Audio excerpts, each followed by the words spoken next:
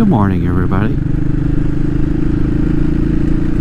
It's your Flat Cap Cafe Racer here today, riding his Royal Enfield Blinky. Going for a breakfast ride on this nice day so far. With had to thank California for all the smoke. Very relieved to get the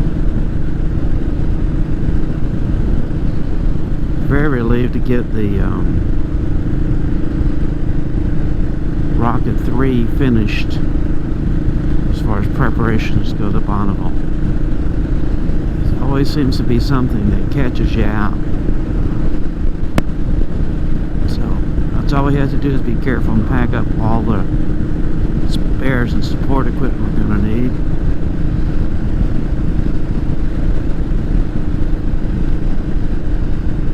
And keep our fingers crossed that the weather holds.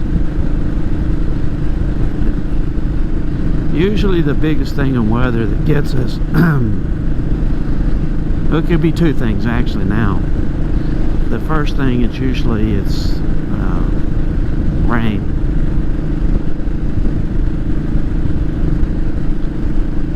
Yeah, the rain, if the water table on the salt is pretty low and it rains, it'll soak in, and you know, you can turn around and start racing on it in half a day. But if it was like it was last year, where it had rained a lot and there was no place for the water to go, it just stays there, and the wind blows it from one side of the salt to the other. It's like little mini monsoons. So they'll wind will blow it to one side, and they'll think they have a good track course. Come back the next morning, the wind has changed and blown the water all over your course. After my last little incident out there, I'm not really anxious to be riding out on a wet course with a high torque bike like a Rocket 3. I'm curious to what happened to Patrick and motor ramblings with him and his Goldwing. Sounding pretty sinister. Patrick, his channel, Motor Ramblings. Patrick retired from the post office about a year ago, I guess. And I know he has the V-Strom, and he has his Goldwing Yellowbird. By the way, a lot of people think I live in Ohio. Ohio is a totally different state. There was Ohio, Iowa, and Idaho. Sometimes people get those confused. We're probably Ohio and Iowa are more in the middle of the United States. I'm on almost the west coast of the United States, so we're at least 1,500 miles away. So if you come to the United States and you're looking for me and you're in Ohio, you're in the wrong place. Just head west and keep driving for about 3 days. I'm here in Epic. Adam is saving his money for a trip out here in the United States. I think he's got a friend he's gonna meet out in Utah or something. Do some riding.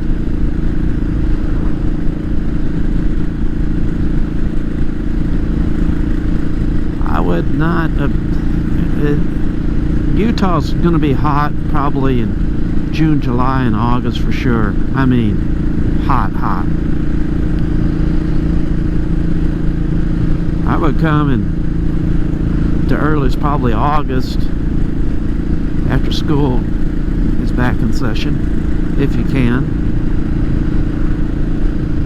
A lot of tourists out of that. A lot of tourists in that Moab region. It's really beautiful. I do a lot of Jeep traveling and off-road riding there. But the roads are really nice too. But it is hot.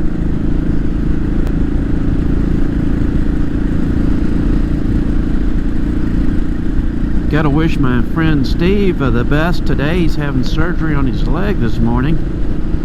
Steve went out with us to Bonneville last time as part of the crew. And Steve, I'll just say Steve's a few years older than I am. Is that okay, Steve? And Steve's a really, has done some tremendous rides on the Rocket 3s. He's got a couple Rocket 3s. And he and his brother, cousins, and stuff like that, friends, they do a lot of rides on these Rocket 3 rides.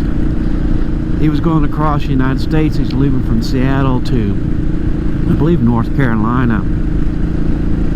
And he had some problems with one of his legs. He toughed it out and made it to Arkansas, which is a long ways from Seattle. Then had to fly back home, and now he's having surgery done on the leg. So, best of luck, Steve. I don't believe I've taken the Royal Enfield out.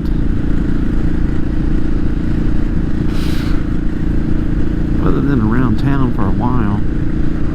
I'm about taking it to Horseshoe Bend. Take it as this would be a good little ride for it. I mean, the suspension on this Royal Enfield 500 is about as basic as you can get, inexpensive as you get. Yet, I can go around these turns about as fast as I want to go around it. The motorcycle feels comfortable running on. Just about put it anywhere I want to on the turn. It'll bounce and bump a little bit, but it's not anything uncontrollable. It's a pretty smooth ride, actually. Suspension wise, vibration wise, I think you know, I'm running pretty much 55 miles an hour. And that's a good speed for these roads. And that's a good speed to keep the vibration down just a little bit. This bike has vibration. Vibrate through the tank, vibrates through the pegs and the handlebars especially, but I think, you know, as long as you keep it in the range it's comfortable in, it's acceptable for, you know, I'll ride it 110 plus miles today. I could ride it farther if I wanted to.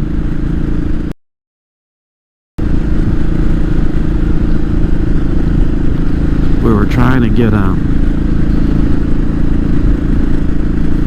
cabin over at Stanley, Idaho for, you know, on one of our rides, and then they're booked up to like October.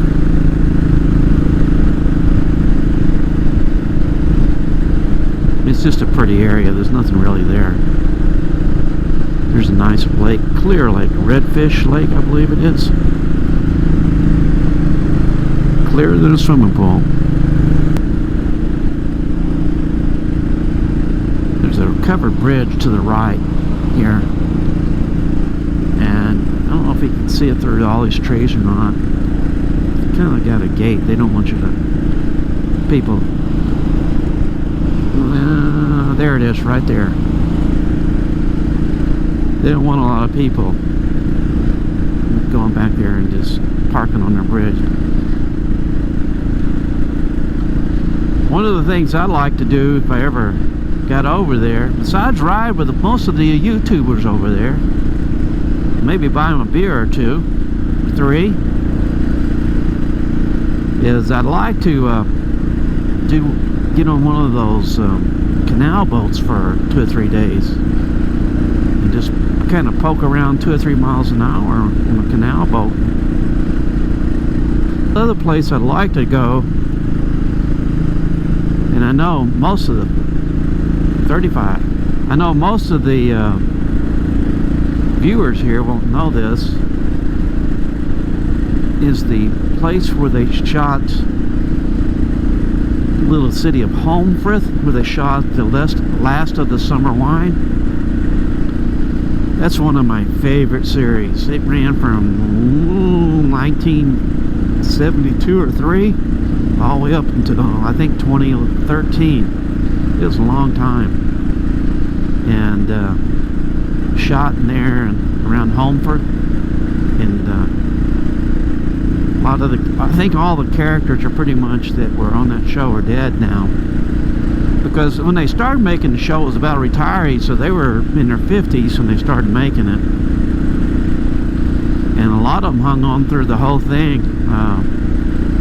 A couple of the main characters, Campo and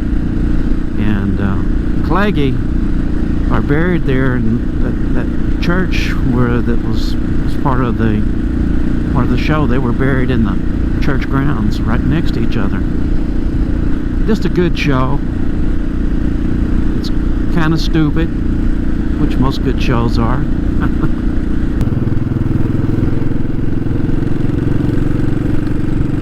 My wife just texted me, said I got a box from Kime to go from Joe. So when I get home, I'll add that on to the end of this video. Thanks, Joe. I appreciate it. I don't know what you got me, but I appreciate it.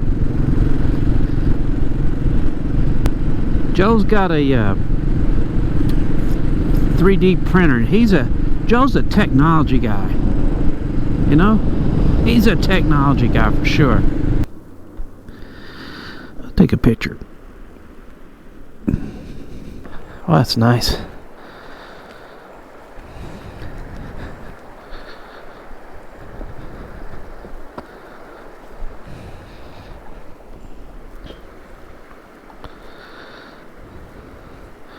It is a gorgeous looking bike. Trouble with these sunglasses, I can't see. If you hear a splash, I fell off in the water.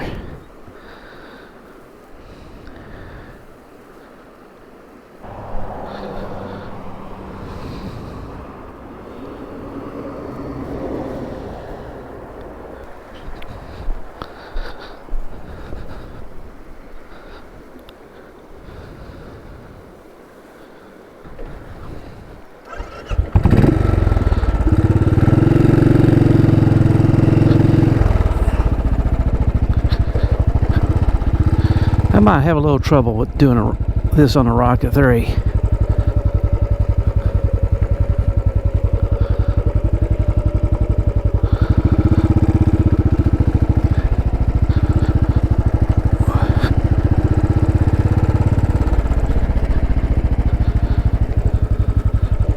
This is Flat Cap Racer saying bye for today. Bye, y'all. Join me and my friends at Flat Cap Cafe Racer for riding and racing. Please subscribe.